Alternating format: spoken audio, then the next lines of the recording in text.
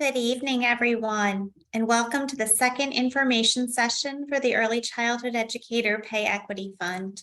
We are so excited to have so many early childhood educators join us today and appreciate everyone taking time out of your busy schedules to join us to learn more about the Early Childhood Educator Pay Equity Fund. My name is Sarah Mead, and I am the Deputy Superintendent for Early Learning at the Office of the State Superintendent of Education, commonly referred to as Aussie. Before we jump into the meeting, we want to take a few minutes to address some housekeeping details. I will pass things over to Julia Banks, who will share that information. Julia. Thank you, Sarah, and hello to everyone who has joined us today. I am Julia Banks, and I am a Community Relations Specialist with the Division of Early Learning at Aussie. Before we get any further into today's agenda, I wanted to share a few important reminders and walk through some Zoom features. Please note, today's meeting will be recorded. The recording will be made available on the Aussie website for individuals who are unable to attend today's session or who wish to review it at a future time. The recording will be posted in the next week. A recording of the session held on August 13th is available on the Aussie website. We will include a link to where you can find that recording in English, Spanish, and Amharic in the chat. We are using Zoom webinar today to conduct our meeting. Because we're in webinar mode, all attendees are automatically muted and their video is off.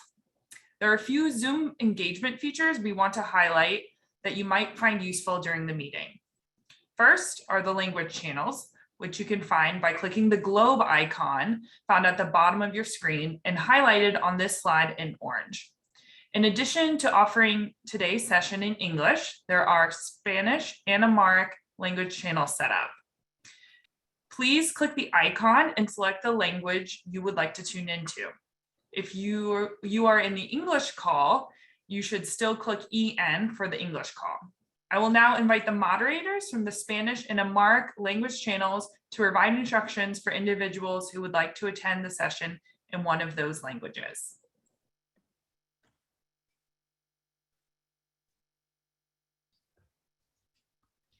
Buenas tardes. Estamos ofreciendo el servicio de interpretación a español. Para seleccionar español en su computadora, seleccione el botón que dice Interpretación en los controles que están en la parte de abajo de su pantalla y elija español. Si está en una tableta o en su celular, haga clic en los tres puntitos en la esquina inferior derecha de su pantalla, de su ventana de Zoom. Luego en Interpretación de idioma y después español. Si no selecciona el idioma, no podrá escuchar al intérprete cuando hable en su lengua. Pegar esta información en el chat. ጤና ይስጥልኝ እንደምን አመሻችሁ። በአማርኛ ትርጉም መከታተል ለምትፈልጉ ግሎብ የምትለዋን በመጫን አማርኛ የሚለውን ይምረጡ። ያንን ካልመረጣችሁ አስተርጓሚዎቹ የሚናገሩት መስማት አትችሉም። አመሰግናለሁ።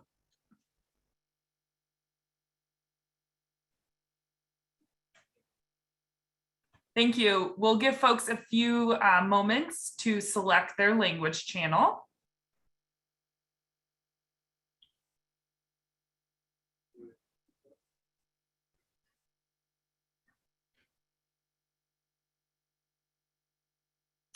Alrighty, now let's walk through a few additional Zoom features.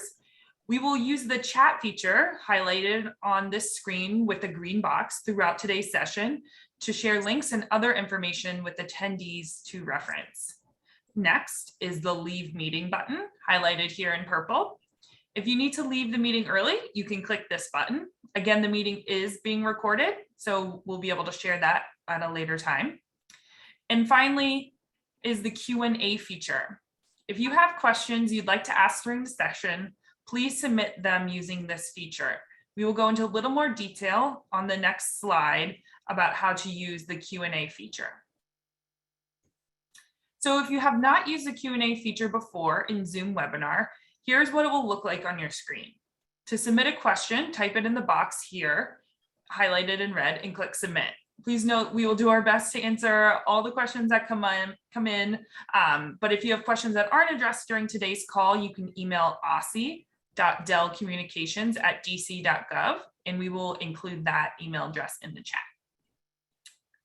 In addition to the language channels, the slides we are presenting today are also available in Spanish and Amharic. We drop links in the chat at the top of the call to the slides in those languages. We'll also include them one more time just in case.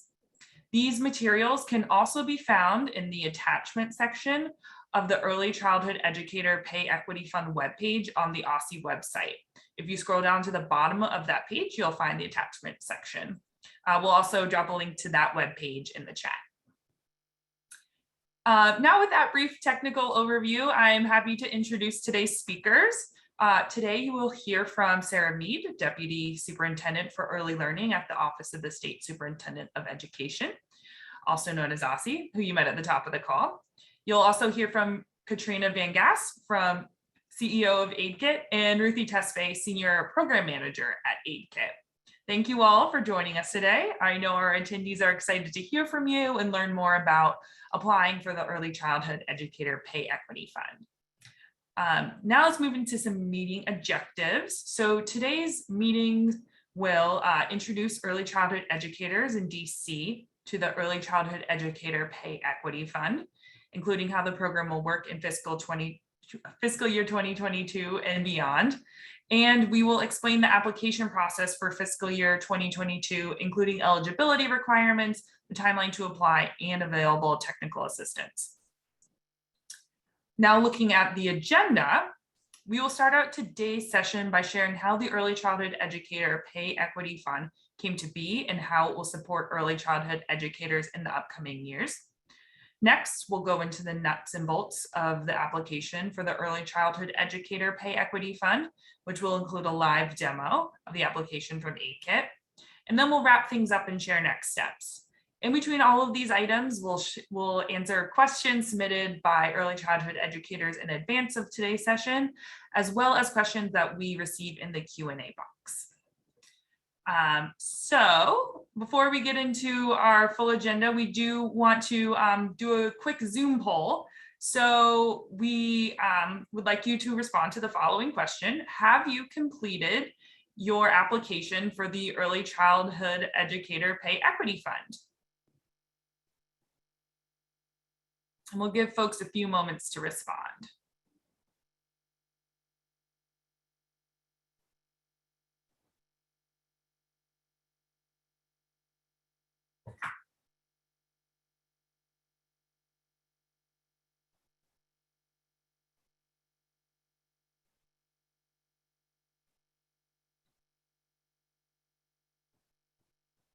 All right, it looks like we have about 75% of today's attendees have responded, and it looks like most folks have submitted their applications, about 80%.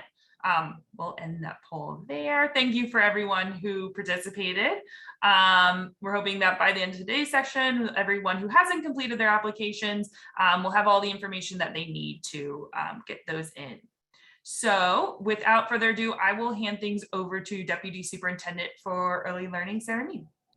Thank you so much, Julia, and hello again to everyone who's joined this evening's information session in the past few minutes. I'm excited to be here with you all this evening, actually, and thank you for taking time on an evening to spend time with us and learn more about this exciting opportunity. To begin today's conversation, I'll share some background on the Early Childhood Educator Pay Equity Fund, how it came to be, where it's headed next, as well as the roles that Aussie and AidKit will play in administering the program.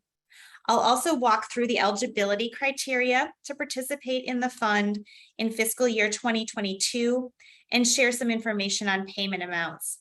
Please feel free to submit questions during the presentation using the Q&A feature that Julia just described. So how did we get here and why are these funds being provided to early childhood educators this year? Last summer, as part of the district's fiscal year 2022 budget, the DC Council passed and Mayor Bowser signed legislation creating a dedicated fund to increase compensation for early childhood educators. That legislation also created a task force to make recommendations to Aussie and the council for how the funds should be distributed to early childhood educators. Through that process, the task force made a recommendation that Aussie should distribute payments directly to early childhood educators this year in fiscal year 2022 and next year, fiscal year 2023, while building the foundation to increase pay that early childhood educators receive directly through your employers over the long term. We'll talk more about that later in the conversation, but today we're going to focus on the way we'll be distributing payments to early childhood educators this year and through the end of September of 2023. Consistent with those recommendations, the council passed legislation this past January that authorized Aussie to disperse funds to early childhood educators this year, and Aussie selected AidKit to administer the Early Childhood Educator Pay Equity Fund. Before we move on, I want to give a little bit of context about the long-term picture that the funds being distributed this year fit into. So right now, the district is in our fiscal year 2022. That year started last October and will end in September. During fiscal year 2022, we will distribute funds through one payment to early childhood educators who meet eligibility criteria, and those funds will be received through AidKit.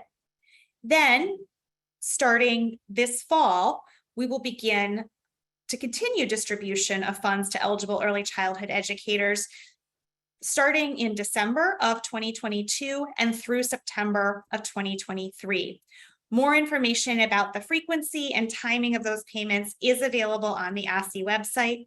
The important thing for you to know is that if you are a child development facility educator working in a child development facility licensed in the district, and you are in a role that's eligible to receive these funds, if you remain employed in a licensed child development facility in the district, you can continue to receive funds through this program we're talking about today through September of 2023. Also, if you were hired after the cutoff date for eligibility for the funds we're talking about distributing right now, don't worry. You may be eligible, if you continue in your role, for payments that we will distribute over the course of the coming year. Then, in fall of 2023, Aussie will shift to sending funds to child development facilities, and facilities that receive those funds will be required to meet certain minimum staff salary requirements that reflect parity with public education school educators starting in the fall of 2023. We'll share more information about that program over the course of the coming year. But what's important for you to know right now is that this isn't a one-time deal. This is part of a long-term commitment on the part of the district to increase pay for our early childhood educators to reflect the importance of the work you do and the skill and commitment that you bring to it. Now I want to move forward to talk a little bit about how Aussie has been implementing the program this year for fiscal year 2022.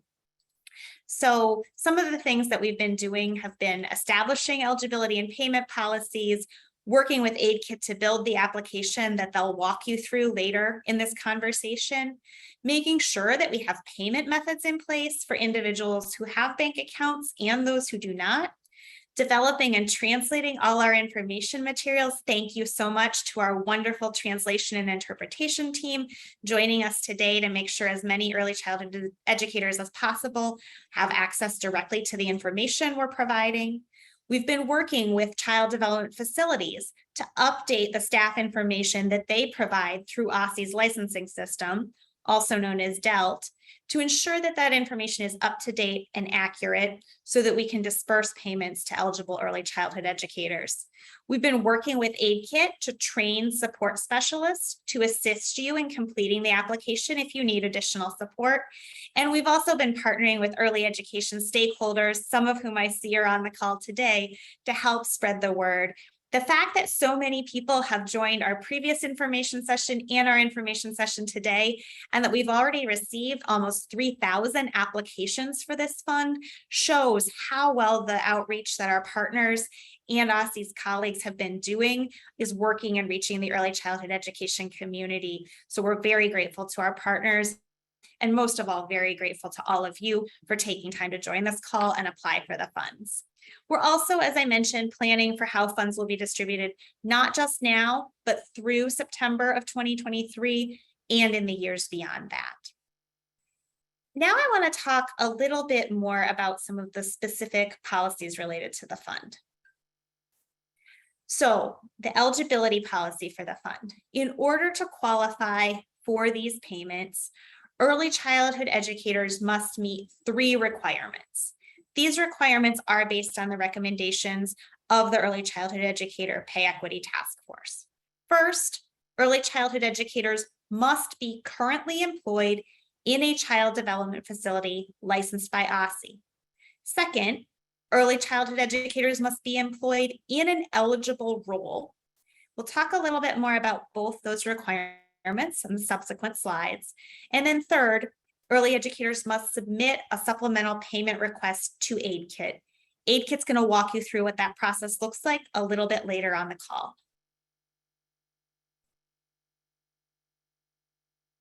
So what are the requirements for being employed in a child development facility licensed by Aussie? In order to be employed in a child development facility licensed by Aussie for the purposes of the fiscal year 2022 payment distribution, the one that's happening right now, early childhood educators must meet the following requirements. Be employed on or before May 16th of 2022. Be employed at the time you submit your application, and be employed at the time funds are dispersed.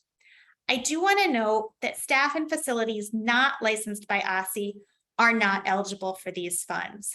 This would include most staff working in District of Columbia public schools or public charter schools, as well as staff working in child development facilities in other states, such as Maryland and Virginia, and nannies or other individuals who are working in child care and early development, but not in child development facilities licensed by Aussie. Now I want to talk about the eligible roles for the Early Childhood Educator Pay Equity Fund. So, consistent with the recommendations of the Early Childhood Educator Pay Equity Task Force, an early childhood educator must be employed in a specific role in order to be eligible for these funds. The role, for purposes of determining pay equity fund eligibility, is based on an applicant's staff type as listed in Aussie's licensing data system, the Division of Early Learning Licensing Tool, or DELT. Individuals are eligible for the funds if your staff type in DELT is one of the following: teacher, assistant teacher, associate caregiver, this is a role in child development homes, expanded home provider, Montessori assistant teacher, or Montessori teacher. Some staff types, however, are not eligible for these funds. These include directors, lead teachers in pre-K enhancement and expansion program classrooms, and that's because those teachers are already required as part of the pre-K enhancement and expansion program requirements to receive compensation at parity with DCPS teachers. Out of school time program group leaders and assistants are also not eligible for this program. Aides and substitutes are not eligible. And as I said previously, staff in District of Columbia public schools and public charter schools are also not eligible for these programs. I do want to note that your eligibility is determined based on the staff type indicated in Aussie's licensing system, the Division of Early Learning licensing tool, regardless of what you may be called at work.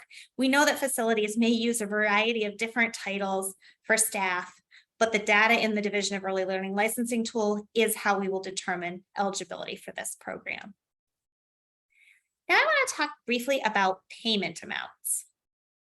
The payment amount that you qualify for will depend on your staff type and whether you are a full or a part-time employee. The staff type, as I mentioned a moment ago, is based on the information in Aussie's licensing system. When you submit the aid kit application, which you'll learn more about in a few minutes, you will be asked to indicate whether you work full or part-time in a child development facility licensed by Aussie. Full-time staff will receive the full award amount and part-time staff will receive a partial amount.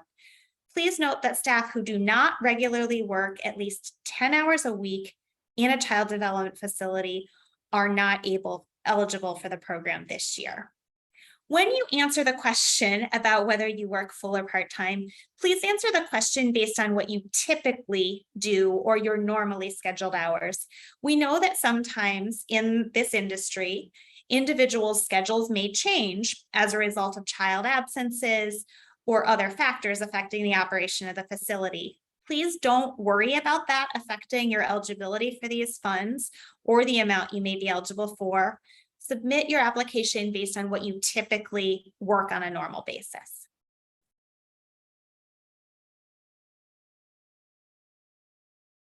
I want to give a quick overview of how the supplemental payments are working this year, and then Aid Kit will provide more details, and I think we'll have some time for questions and answers before that. So how will you get your supplemental payment from the Early Childhood Educator Pay Equity Fund? Most of you should already have received a link to the application via an email or a text message from Aid Kit. If you didn't receive that email or text message, don't worry. You can find the application on Aussie's website. We'll include a link here, and you can also reach it very easily by going to the Aussie homepage, aussie.dc.gov. Early educators use that link to submit an application through Aid Kit's platform. Aid Kit will walk you through that process in a moment. Aid Kit then uses data from Aussie's licensing data system in order to confirm that staff are actually who they say they are and are eligible for this program. Approved applicants will receive a notification from Aid Kit and should receive their funds within 3 to 4 weeks of that notification. If your eligibility cannot be immediately confirmed through Aussie's data system, we may need to conduct some additional follow-up with you or your employer to determine your eligibility. You'll receive additional information in that case. There are 2 ways to receive funds. If you have a bank account, you can receive the funds via an ACH transfer, or you can elect to receive funds via a debit card that can be mailed to your home or that you can pick up at one of 2 sites in the district. Aid Kit will share a little bit more information about that process later in the call. I've provided a brief overview of the Pay Equity Fund, where we're going in future years, and the eligibility requirements. Now I think we can pause for a few questions before Aid Kit provides more details about the specifics of the application. Julia, do we have any questions? Yes, thank you, Sarah. So we have some questions that we received in advance of this session, as well as some that we're seeing pop up in the Q&A. Folks continue to use that function in Zoom, send in your questions. We're getting some questions around eligibility. So are early childhood educators who are employed in DC public schools or a public charter school in DC eligible for a supplemental payment?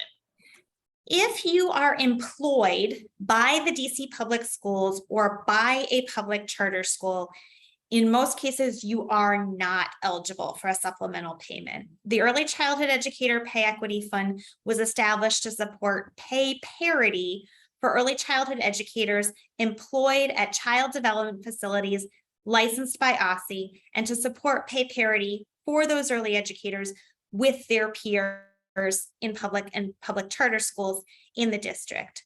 Because the purpose of this program is to support equity for staff in child development facilities with their peers in DCPS and public charter schools, DCPS and public charter school staff are not eligible for this fund. I do want to note that we have some child development facilities that are licensed by Aussie and that are located on the campus of a District of Columbia public school or a public charter school. That would be, for example, some facilities operated by United Planning Organization, a facility serving infants and toddlers that is on the Yu Ying Public Charter School campus, and a few others. If you are in that circumstance, the fact that you are located on the facility site of a DCPS school, or that your facility is co-located with a DCPS public school or public charter school, does not disqualify you as long as you work in a child development facility licensed by Aussie. If you have questions about that, feel free to email us, or you can also look up the information about your facility. And if your facility has a licensing number from Aussie, then you do work in a licensed child development facility. Thank you. We're getting some questions about individuals who might be on maternity leave. So if you're on maternity leave, are you eligible for a supplemental payment? First of all, if you're on maternity leave, congratulations, and thank you for contributing in another way to the district's early learning system.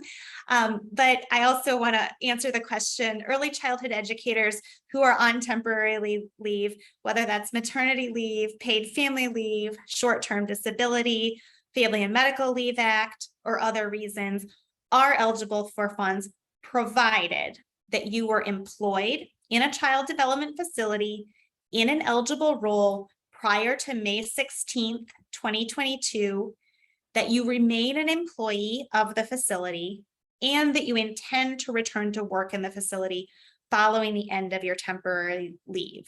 So as long as you are still employed by the facility, if you are on leave for reasons such as maternity leave or other family or temporary leave or disability, and you are planning to come back, you are eligible for these funds, so please go ahead and apply. Another question we're hearing a lot, is the money going to be taxed? Yes, this is a great question and it's important. Supplemental payments are subject to both state and federal taxes. Unlike your paycheck, state and federal taxes will not be withheld from the pay supplements that are distributed through this program. This means that you will need to report the income when you file your state or federal taxes, and you may need to pay additional tax on these funds when you file your 2022 taxes. AidKit will provide documentation that you will need to submit your 2022 taxes, but they are not withholding state or federal taxes. Early childhood, Aussie cannot provide individualized tax advice, but early childhood educators who receive a supplemental payment may wish to consult with an accountant or another tax expert, and or to save a portion of the funds you received to cover potential future tax liabilities. There are a number of resources in the district that do provide free and accessible tax advising and support services for individuals around tax time, sort of typically in the first 3 months of the calendar year. And we'll make sure to share some information on those with our child development stakeholders when it gets to be that time of year. Great. Another question, we're getting some around staff type.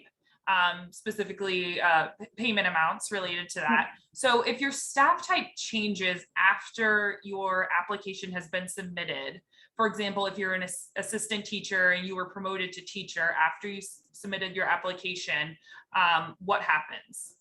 So the payment you receive will be based on the staff type that is in the Division of Early Learning licensing tool on the date that you apply. Unfortunately, we do not have a way to retroactively go back and change individuals' payment amounts for this specific payment. So you may wish to consult with your facility leadership to make sure that you're aware of what your staff type is and that that information is updated before you submit your application. Don't wait too long though, because the deadline is September 20th, 2022 to submit your application. I do want to also note that even if the payment you receive now is based on a staff type that you are subsequently promoted to a higher staff type, your future payments would be based on the staff type that you have at the time of those future staff type payments. So if you were an assistant teacher when you applied for this payment, but you then become a teacher, your payments that you receive through between October of 2022 and September of 2023, those payments would be based on the teacher staff type. All right. Well, thank you, Sarah. Keeping timing in mind, I think we'll hand things over to Katrina and Ruthie at AidKit. I'll remind folks that we will have another portion of time dedicated to Q&A, so we're getting to as many questions as we can. But with that, I will hand things over to AidKit. Great, thanks so much, Julia. It's really nice to be here. So many people are tuning in on this call. We're AidKit. We're really excited to be supporting this program.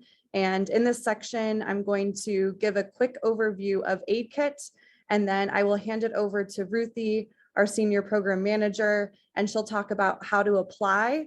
And then she'll do a quick demo of the application. And then we'll talk about the review and approval process. Okay, so to share a little bit about AidKit, we are a technology platform, and our mission is to enable programs to deliver cash assistance and guaranteed income effectively and efficiently. And as an organization, we believe that financial assistance can be one of the most effective and empowering ways to address wide-ranging inequities and emergencies. And I think it's important to understand our roots, so I'll share a little bit about that. We originated in 2020 from a program that we created called the Left Behind Workers Fund. And this was during the COVID pandemic, and our goal was to get direct cash assistance grants to the undocumented population in Colorado. And we were able to successfully distribute $38 million to over 25,000 undocumented workers. And it was really from the success of this program in Colorado that we decided we would spin out AidKit so that we could help administer other cash assistance programs across the country and make sure that cash assistance was getting to populations that were typically excluded. And you can go to the next slide. So we have really grown very quickly over these past 2 years. And today we're now supporting over 15 programs across the country. And some of the populations that we're focused on are refugees, undocumented immigrants, low-income families, business owners, and childcare educators and caregivers. So we're really excited and very aligned with the Aussie program, and thrilled to be the administration partner. And then next, I wanted to talk a little bit about what our role is and what we do to support these cash assistance programs.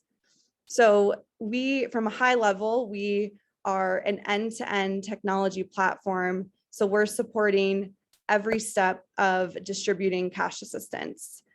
And what that means practically is we are helping to support outreach efforts. So AidKit sent out that invitation link to eligible early childcare educators.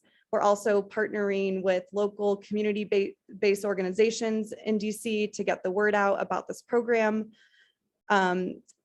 We also host the application on the AidKit platform. And then we are supporting the verification and review of applications to confirm eligibility. We are notifying applicants throughout the process through text message and email. And we are distributing the payments to approved applicants.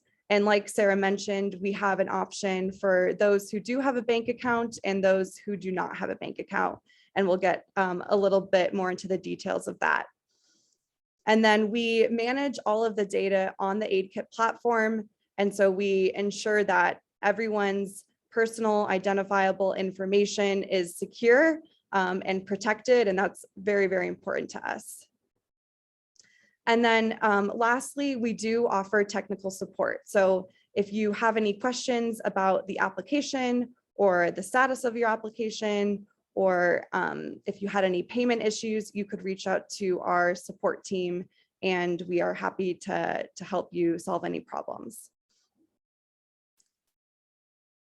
And then lastly, I wanted to talk about just what's really important to AidKit is this balance between inclusion and integrity. And this is something that is at the forefront of all of our programs that we administer. So what that means is inclusion to us is ensuring that cash assistance is reaching people who are typically excluded and that our applications are accessible to everyone. And then at the same time, we want to make sure that our applications have integrity and that we are ensuring that funds are only going to those who qualify. And so we've integrated a lot of different fraud protections to help prevent bad actors from entering the system. And what this allows us to do is this balance of inclusion and integrity is to build a really strong foundation of trust with the community and with the partners that we're working with. And with that, that is my little intro of AidKit, and I will pass it over to Ruthie now, who will talk a little bit more in detail about how to apply and then give us all a demonstration of the AidKit application. Thank you, Katrina. Hi, everyone. My name is Ruthie Tesfaye. I am the Senior Program Manager at AidKit, and I'm really happy to be here and working on this program. So let me get a brief overview of how to apply. I saw many people have already submitted applications, so this might be information you already know, but AidKit sent out, there are two methods with which you can apply. AidKit has sent out a notification, an invite link to emails or phone numbers that we received from the licensing database. So anyone who had who was an eligible early childhood educator who was in that data set received a text message from us on August 15th. If you did not receive that text message from us or email, you can always apply by visiting Aussie's website. The link is on this slide, aussie.gov/ECE pay equity, and you can apply using the direct link on that website. Just in case you are looking for that notification in your inbox, just wanted to flag that the email that was sent from AidKit was from the outreach email. So outreach@ecepayequity.aidkit.org. So you can search your inboxes for that direct link, or you can easily go to Aussie's website to find that link as well. There's no, if you're eligible for the funds and you did not receive the text, it just means that maybe your contact information is not up to date in the database. And so there's nothing to worry about there. Just apply using the link on Aussie's website. Wanted to share that the application can be completed on a computer or a mobile device, so it's very mobile friendly, and the interface is the same either way. You can upload documents directly from your phone or take a picture, so we have that capability in the system. The application is available in English, Amharic, and Spanish. So the same application questions and contents, just translated in the three languages. And I will show you how to access the languages during the demo. And finally, all applications must be submitted by 5 p.m. on September 20th of 2022 to make sure that you are in the system and approved this year. So this is the deadline for the fiscal year 22 application. Okay, so this slide will gives you an overview of how to access the application in different languages. This is what the application looks like, the top menu bar. You'll see the first one, it's auto set to English, but if you go to the right-hand corner, there will be a box where you can toggle between different languages. So once you click English, Spanish or Espanol or Amharic or Mariña will appear, and you can click the language that works for you, and the application will change over to that language. At any point you want to switch back to a different language, English or Spanish or Amharic, you can go in between while completing the application, and you will still be able to resume. Your place will be saved and you can continue through the application. So next, I'll give an overview of some of the required documents or information you will need to input into the application. The first item you'll be asked to upload is the proof of identification. So we're asking that individuals upload a government issued photo ID. This can be a US ID or foreign ID, and we do accept expired IDs, so it can be active or expired. We just want to make sure that when you're uploading these documents that it is a clear photo and has a picture, so a picture of your face on the ID as well. This document should also include your legal name, your full legal name. You will also be asked to upload a headshot or a selfie. So this is a photo taken directly of your face. You can take it in real time when you're taking the application, or submit a photo that you have of a photo that was taken like recently, a selfie that was taken recently. We want to flag that this cannot be kind of a cropped photo of your photo ID. So it should be a separate photo of a real-time picture of yourself.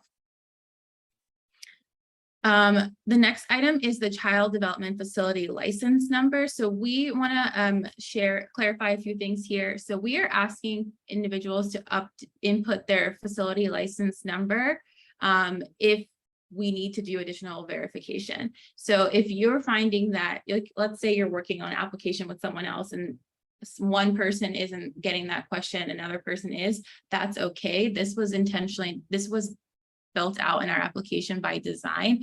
It just means that we were able to verify someone immediately based on the information they provided. And so we don't need to collect additional child development facility license numbers information. But for some folks, we might just need a couple more pieces of information to get a complete picture of your for your application. And so that's why some people may receive additional questions that include your license number.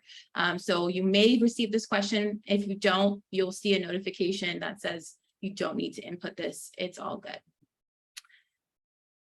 The next item you'll need to kind of gather in preparation for your application is your payment information. So you have the ability to choose between receiving a direct bank deposit to your bank account, or to select a debit card.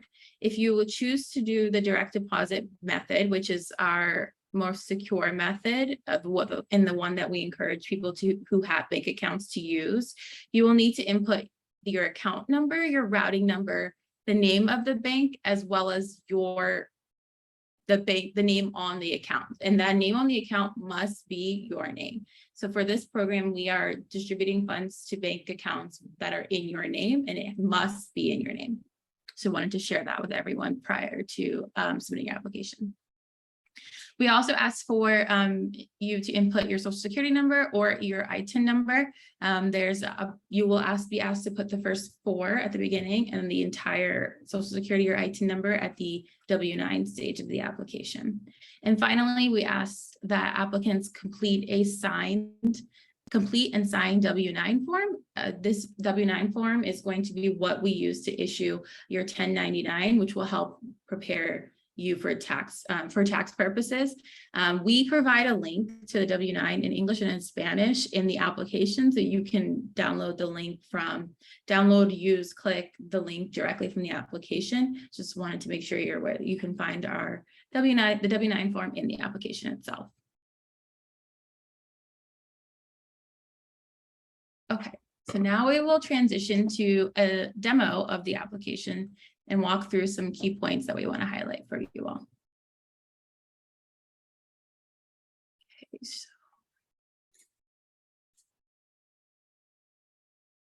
All right.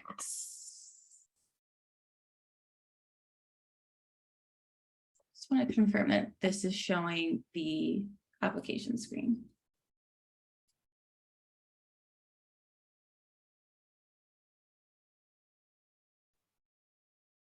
It's showing you can see your desktop in the background. Okay. But it's showing the application, right? Yes. Okay. Yeah. Oh, I was like, I don't hear anyone. Awesome. Okay, so here is the application. This is what it looks like when you click the link, depending on wherever way you access the link, it will take you to the English application. So before we go into the application itself, I want to just kind of give an overview of how you can navigate through this page.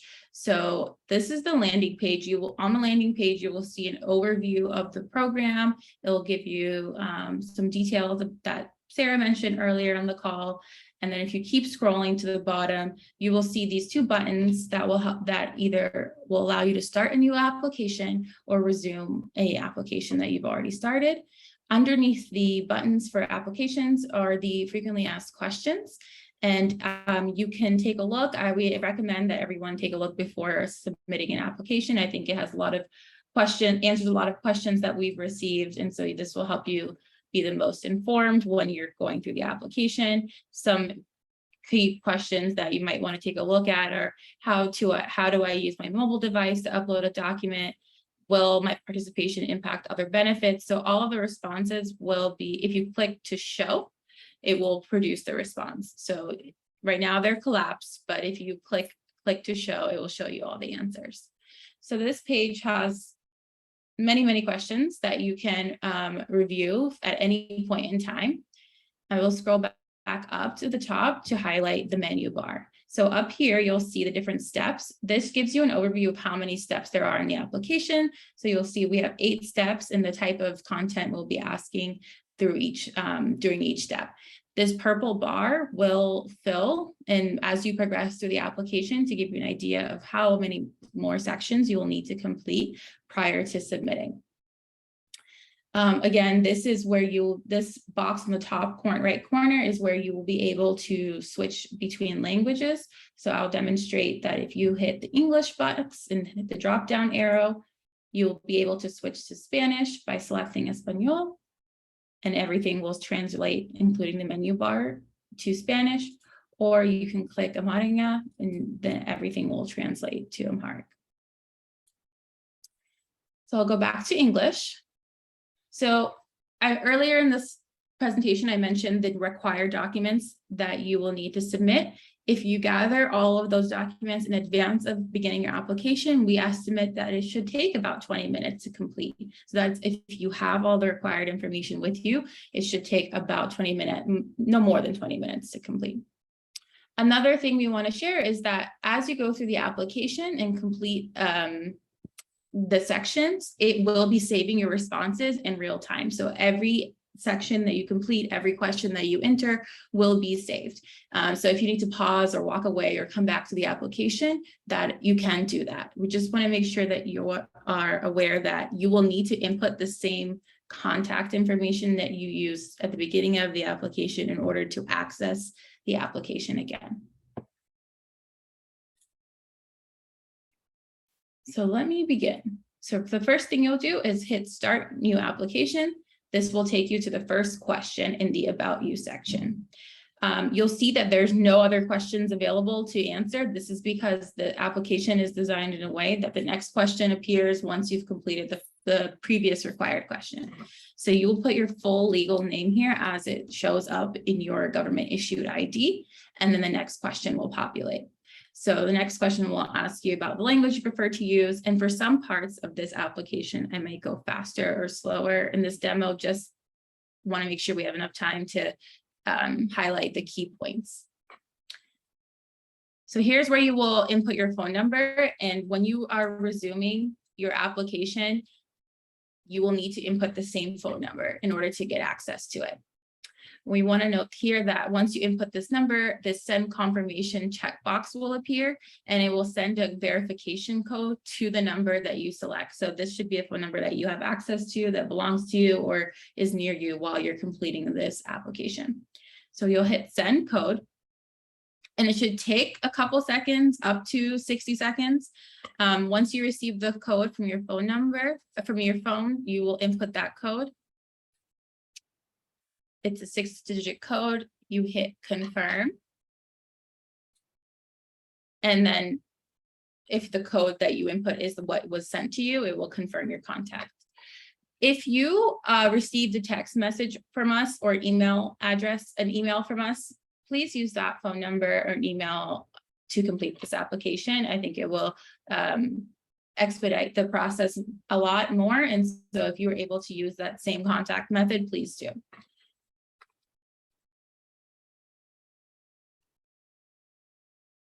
So the same thing will happen here. So you put your you would input your email, send confirmation, and it will send you a confirmation code in your email, and you will input that as well. If you don't have an email, you do not have to input it. This is the only question that's not required. But if you do have an email address, this helps us. This helps maintain communications in a much more secure fashion. Or we'll have multiple methods to communicate with you. For this purpose, I'll skip email because I don't want to have to open the email to get the confirmation code. And then you'll input your date of birth. I'm just going to put around birthday, but make sure this pop-up box will come to confirm that your date of birth has inputted above is correct. So double check and take a look and make sure that the information you've inputted here is accurate. Once you check that box, you'll be asked to put the last 4 digits of your ITIN or your social security number twice. So once you input that in twice, you'll hit save and it will encrypt the data. And so no one will have access to your private information. I just want to note here, if these are different, you will not be able to save the data. So it will show you values don't match. So just make sure that these are matching, and that will enable you to hit save and move on to the next section, which is the demographic section. So for this section, it's pretty straightforward. You answer the demographic information about gender, race, ethnicity. I'm going to move a little bit faster through this section, but I want to show you, I just want to highlight up here, if you wanted to go back to a previous section, once you've completed it, you can see that there's a purple bar at top, and that means that you've completed the application, those sections in the application, and you will be able to go back by clicking the previous button. So this will take you back to the About You. If you have to make any edits, you're able to do that before you hit submit. So now we'll go to the demographics. I will quickly fill out, I'll say female, not Hispanic, Black. Here is where I want to highlight that you must select one option, but you can select multiple if you feel like multiple races or ethnicities if you identify with those. So that is perfectly fine to select multiple boxes here. If you select other, we just want to make sure you're aware that you will need to input some sort of data here to make sure that you are able to move on to the next question. So this is required field. And finally, this section, you will be asked to enter your mailing address, your current mailing address, and we want to include your entire address. We do have some ways to catch incomplete addresses, but we want to make sure that you're also including apartment numbers if that applies to you. So for this purposes, I will just put Aussies. And I hit submit because there's no other accompanying information. So I will now add Northeast, and I'll try to search that again and confirm that this is correct. Now the address is in. All of the application questions in this section have green boxes. That means, green check marks, which means that it's all complete. So I can move to the next section. The next section is the employment section, and I want to pause here. This is the section that will be where you need to input, where you might have to input some additional information depending on whether we were able to verify your information. So again, our application is designed to be really responsive and dynamic depending on the responses you've inputted on questions before. So not everyone will be asked the same questions throughout the application. So don't worry if there are additional follow-up questions that are different from your colleagues, or if there are questions that you didn't receive. So for example, I will put in this question, I will say, yes, I'm currently employed in a licensed child development facility. And because Ruthie, myself, I'm not an eligible individual for this program, or not, it's because I'm not in the DELT data. I will get a couple more questions to see if they're just to get more information to verify eligibility. So at this time, we need to collect a few additional pieces of information about your employment to help us verify employment information. So this is where some individuals are getting additional questions about their staff type and the name of their facility. If you do not get these sections, your message here will look a little bit different, and it will say at this time we have everything we need to verify your employment. Those are the main differences we want to highlight there. So I will put CDC, number for the facility. This field is, I just want to highlight that this field, it will need to input the CDC dash and the 6 numbers that accompany that. You can't input any other combination here, so make sure that the format that you're inputting is accurate. Oh, that is true for this next section. Here I'll put Child Development Center. And this is where you would put your program name. And this is the field that is where you must use the format as described in the description of the question above. Then the next question is around your employer. Are you employed in a public school? Yes, no. How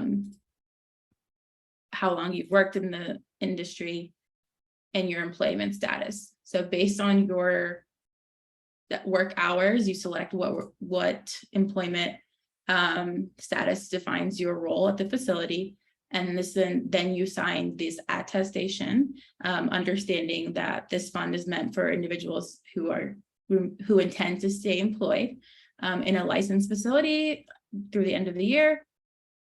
You just put something, signature, nice signature, hit save, and you'll will then have additional questions around benefits. So this is another example of a section that the questions are going to depend on what you submit above. So if you do not have health insurance, you will not receive, you'll hit no, and you will not receive additional questions to follow up on type of health insurance.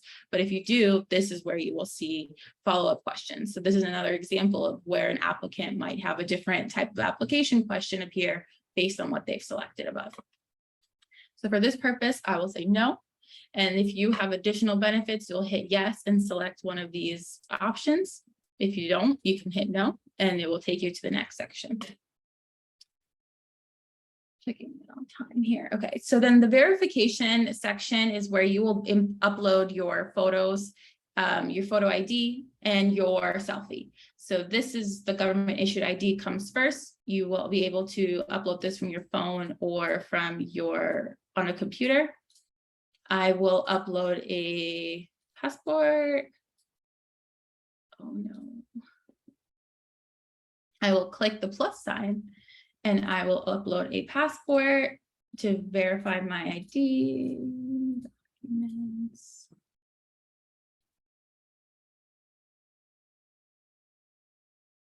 And you'll see that the passport has saved. You can also upload a license. Then I will upload a selfie that is different, or a headshot that is different from my passport photo. And I will hit next.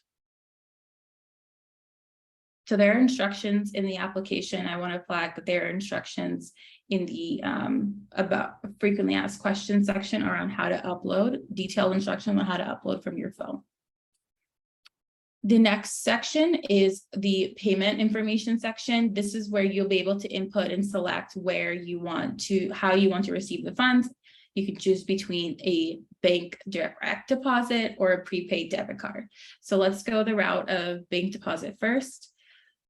When you select bank deposit, we'll need the routing number and the account number. So the first thing you'll need to do is input a valid routing number for a bank. So I will put Bank of America's routing number. And this will make sure there's no spaces. Recognize Bank of America, and so you'll be able to proceed. Routing numbers are public information, and so this will, if it's correct, it will allow you to proceed. If not, I would double check to make sure that your routing number is, the number you inputted is correct. Then I will input my bank account number. So a reminder for your bank account, this has to be a unique number that's assigned just to your bank account. This cannot be a bank account that is shared with someone else, that a bank account that it has to have your name on it. So we'll put your account number here. The numbers vary, but just what's important here is that the numbers match. So 5, 6, 8, 7, 8. Once the numbers match, you'll be able to save, and the account number will be encrypted, and no one will be able to access that information after you hit save. Finally, you'll be able to add your bank account name. So this is not your bank name. This is not the name of your bank. So you would not write Bank of America here. You would write your personal name here. And this should be tied. This should be a bank account that's in your name again. And if it's checking or savings. So for the direct deposit, that's how you will go through that process. If you want to select prepaid debit card, then you just have a couple options. So you can either pick it up in person, or it can be mailed to your address that you will list. So if you pick it up in person, no further action is required. You'll receive a message that shows that you will receive additional information once your application has been approved. If you select mail, we just want to ask that you put an address here that someone will be able to receive this card, and you will get it in about 3 to 4 weeks. So we'll just ask you to re-enter your mailing address, and this will be sent to our debit card distributor. So the next and final section to go over quickly is the W-9 form. So as Sarah mentioned earlier, we are collecting information from the W-9 so that AIDCA can issue your 1099 form so that you can report this when you're filing your taxes. We really want to make sure that the information you're inputting into the W-9 is correct and accurate. So our review team may reach out to you if we notice and request corrections if we're noticing that there are certain items that are incomplete. But in order to ensure that your application is complete on the first try, we ask that you really read the instructions in this section to complete the form. So in this section, we have these steps that all of the required sections of the W-9 that we need in order to process a 1099 for you. That includes your legal name, your tax classification, your address, in city, state, zip, and apartment number, if applicable, your social security or ITIN number, a signature, and a date. So those are the only required fields in W-9 that we need. And as we've been reviewing applications, we've noticed a theme in some of the applications that we've requested corrections. I just want to highlight a few things. If you have not submitted your application yet, please take a look at the sample W-9 that we have uploaded into the application. These highlighted fields are the only fields that we need you to input data for. So your legal name in the first line and nothing in the second line.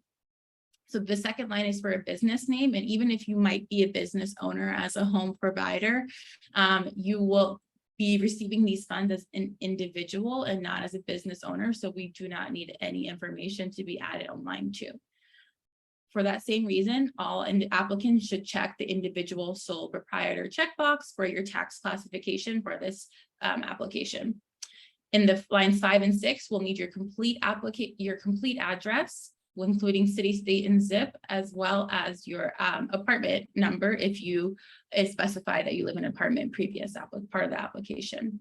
Additionally, this is where this box right here, the social security number, is where you will put your social security number or your ITIN number. Do not include any numbers in the EIN number box, because this is for if you're a business owner, and the only information we need is your social security or ITIN in this first section of that section. in this first part of that section. And finally, we need a signature and a date on every W-9 submitted. So making sure that this date is within this calendar year. Ideally, this is a new W-9 that you're submitting for this program. So if anything, we've received anything outside of the lines of this sample W-9, then we will request additional corrections before approving or completing the review of your application. So then you will hit, once you've completed that to your, once you've completed W-9, you will upload a W-9 to this section, and you will confirm that you've uploaded, the W-9 that you uploaded is complete and correct. Then you will input the your full social security number again. This time it will be 9 characters, 1, 2, 3, 4, 5, 6, 7, 8, 9. 1, 2, 3, 4, 5, 6, 7, 8, 9, and hit save. This will take you to the final review section where you can take a look at all of the information you've submitted, so you can and confirm that the information is accurate. Anything that is any discrepancies or inaccurate information that's provided will add time to the review process. And so making sure that all your information that you input into the application is accurate and submit it the first time you submit it will speed up your review process. If everything is correct, you will say yes. And then we have a follow-up question to see if any community organization has helped support you through this process. If they have, you hit select yes, and then you can indicate which organization. If the organization is not listed here, or maybe your director helped you, you can hit other and we'll be able to categorize it that way. And then the final question, or if no one helped you, you can hit no. The final question is an attestation around just confirming that everything that you've inputted in this application is accurate and true. You sign, hit save. And then we have another question around whether we are able to contact you in the future to learn a little bit more about the impact of your payments. You can say yes, you can say no, and then you'll hit submit. So once you hit submit, it will take you to this close page, to the application complete page, and you will, this is your confirmation that we received your application. And then I'll go back into the slides to give you an update on what the next steps are. Let me stop sharing my screen to do that.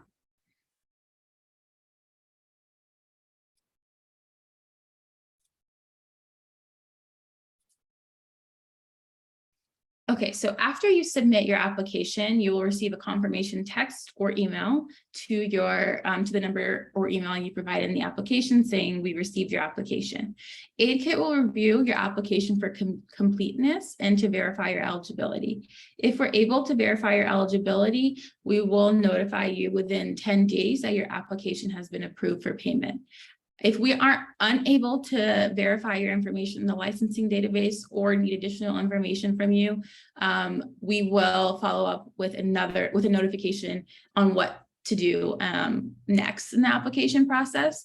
And I know there are some questions around individuals who submitted their application already and haven't heard anything from us. So we are going through the entire, we're reviewing all applications on a rolling basis.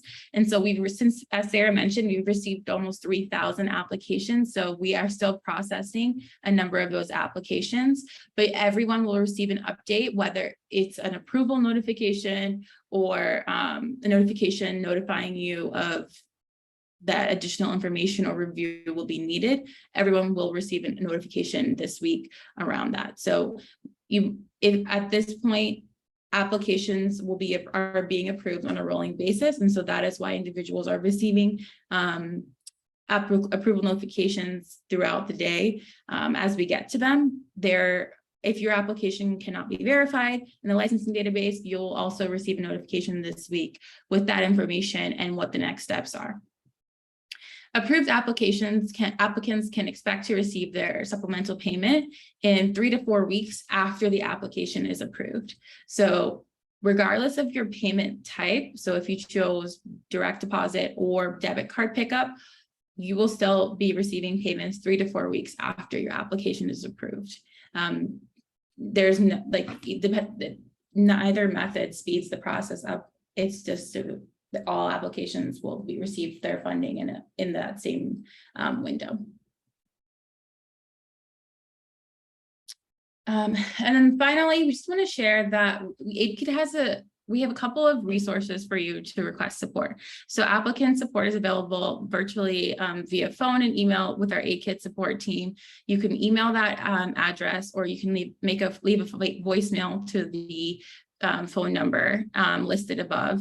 And when you're leaving your voicemail, if you could just provide your name and contact information, as well as some details around the support requests that you're having, our AidKit specialists will return those calls and emails in the order that we've received them.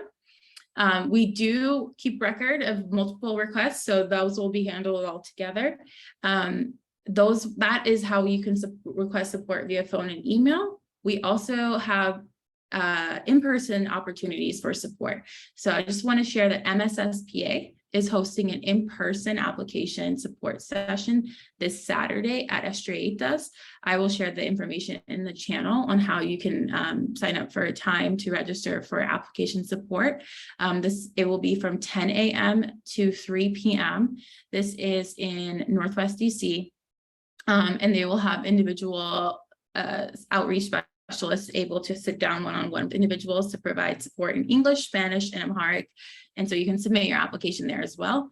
Additionally, Under 3 DC is hosting in-person support at libraries throughout the district. And that we can share more information about that as well. But I would reach out to Under 3 DC if you would like to go to a library to receive support, in-person support. And AidKit support specialists are able to provide support via phone and email in English, Spanish, and Amharic. So if you are requesting support in Spanish or Amharic, feel free to call and leave a voicemail or email in your preferred language, and we will get back to you. Great. Thank you so much, Ruthie and Katrina. We're hoping to get in a few more questions before we wrap up this evening. So you touched on the application a good bit. Some questions that we're getting are if you made an error in your application. For instance, if you put in the wrong birth date, or maybe you included the wrong phone number, mistyped your bank information. Who should you contact if you need to make a correction? Yeah, so you can email or call the support specialist, AidKit support specialist, and they'll be able to help update your application. Great. And you talked a bit about notification. So how will someone know if their application is approved? So we will send a text or email, depending on if you provide an email, to the number and email address that you provide in the application, letting you know that you've been approved. So that will come directly from that phone number or text or email address that you saw on the last slide, to let you know that you've been approved for the supplemental payment. Great. And you touched on this a bit, but I was hoping you can reiterate. We're hearing a little bit from folks who might have submitted their applications around the same time as their colleagues, and their friends and coworkers are getting their text messages and emails saying their payment amount. So what if someone has submitted their application and hasn't heard anything yet? What should they do? So great question. We are reviewing the applications in order of received. That is an interesting statement to say when you receive 1,000 at the same time. So that is we're going through as quickly as possible. But our review team is reviewing each application. So there is someone looking at each application to confirm and verify to verify their eligibility. So that is why it's taking a bit of time there. I will say you will receive, if your application has been approved, you will receive those on a rolling basis. If your application needs additional review by AidKit or Aussie, you will receive that notification as well by the end of this week. And I just want to note, I realize that if folks have submitted an application and haven't received a response, it's natural to be nervous. I completely understand that. We are just so pleased that so many early childhood educators have applied for this program. It is a wonderful testament to how engaged this community is, and we are really excited to get the funds to everyone who is eligible. I ask you just to please bear with us while we move through your applications. We will move through every single application that we've received. If there are any discrepancies between the information that you submitted and the information that your employer provided to Aussie licensing, that may mean it will take additional time for us to verify your eligibility. That does not necessarily mean that you are ineligible. So until you receive a communication, you are ineligible, please do not fret. We are moving forward with this process, and we are very excited to get the money out, and we are committed to getting the money to everyone who meets the eligibility criteria. Thank you, Sarah. Let's see, another question that we had come in, and this might be for you to respond to, Sarah. If an application is denied, but the individual believes that they meet the eligibility criteria to receive a payment, what should they do? Yes, so we will have in place an appeals process for individuals who are found ineligible to appeal the determination that they were ineligible. Additional information on that appeals process will be available on Aussie's website very shortly. If you are in that circumstance and you contact us via email, we can also add your name to a list, and we will make sure to send you that information on the appeal process when it is available. Thank you. And Ruthie, you mentioned how long it will take for payments to go out, but could you reiterate that? So if an application is approved, when will the individual actually receive their payment? So it could take up to 3 to 4 weeks for an individual to receive their payment. And that is 3 to 4 weeks of respective of your approval notification. So not just like a broad 3 to 4 weeks of applications launching, but when you receive your application approval notification, it will take 3 to 4 weeks from that date. Alrighty, and let's see, what is the absolutely end date for submitting an application? When will applications close? Applications will close September 20th at 5 p.m. So get your applications in before then. That is a great reminder. And I think that is a good place to transition into our closing and next steps. And for that, we will hand things over to Sarah Mead. Thank you so much, Julia. Thank you, Ruthie. Thank you, Katrina. And thank you most of all to all of you who joined us on the call this evening. We realize that you have lots of other things you could be doing with this time, and appreciate you taking the time to learn more about the fund and fill out an application. As I said, we are deeply committed to ensuring that every eligible educator who meets the eligibility criteria, who we can determine they meet the eligibility criteria and submits an application, will receive payment. We are working through that process, and we will move forward as quickly as possible. If you do believe you are eligible, please do go ahead and submit the application, and you can always communicate your questions to us. As we wrap up, I do want to leave you with a few suggested next steps and highlight some materials that were shared in the chat. If you haven't already applied, you may want to gather the information that we've listed here so that you're prepared to complete your application before you actually go to the link and start trying to fill it out. We'll drop a link in the chat box to an application checklist you may find useful as well. You can also visit the Early Childhood Education Fund webpage to find a link to the application. If you didn't receive a text or an email inviting you to apply, go to that webpage and you'll find a link to the application there if you are having trouble accessing it. We'll drop the link in the chat here as well.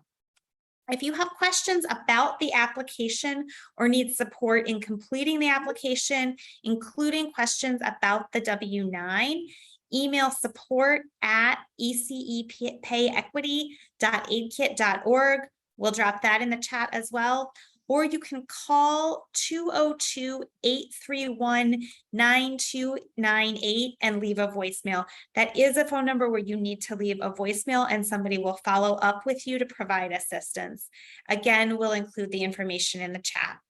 Finally, please do make sure to complete and submit your application before September 20th, 2022 at 5 p.m. That is the deadline by which we can, after which we can no longer accept additional applications for this year's pay equity fund distribution. So please submit your application on that timeline. Before we close, I think we have one final poll question for you. Julia, do you want to read today's poll question? Yeah, to close out today, we're just wondering how you're feeling about the application process after today's session. So you can tell us if you're excited, maybe you're confused, happy, or maybe something else, maybe other. So feel free to let us know how you're feeling, and we'll give folks a few moments to respond.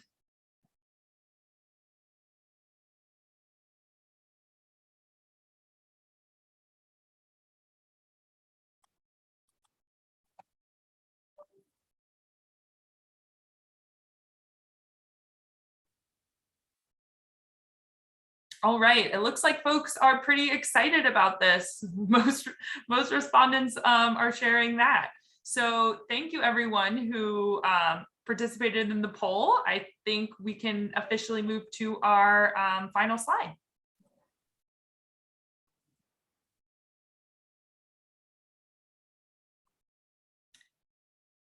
So for here, we would like to just thank everyone for attending today. More information on the Early Childhood Pay Equity Fund can be found on the Aussie website. We'll drop a link to that in the chat. We also just want to flag a few resources that we've mentioned during today's session. First is the application checklist. Then there's the eligibility and payment policy, as well as frequently asked questions. I encourage folks to take a look at that document. If you have questions, there are a lot of questions that are addressed in there that you might find helpful. And then finally, if you have questions about the Early Childhood Educator Pay Equity Fund, you can reach out to Aussie, and the email address is aussie.delcommunications@dc.gov. For questions that are specific to the application, or if you need support completing your application, please reach out to the email address that AidKit shared, or the phone number to leave a voicemail, and they will get back to you. And I will hand things back over to Sarah. Thank you so much, Julia. And thank you again to everyone who joined today's call. We look forward to continuing to distribute funds to you and respond to your questions. Thank you.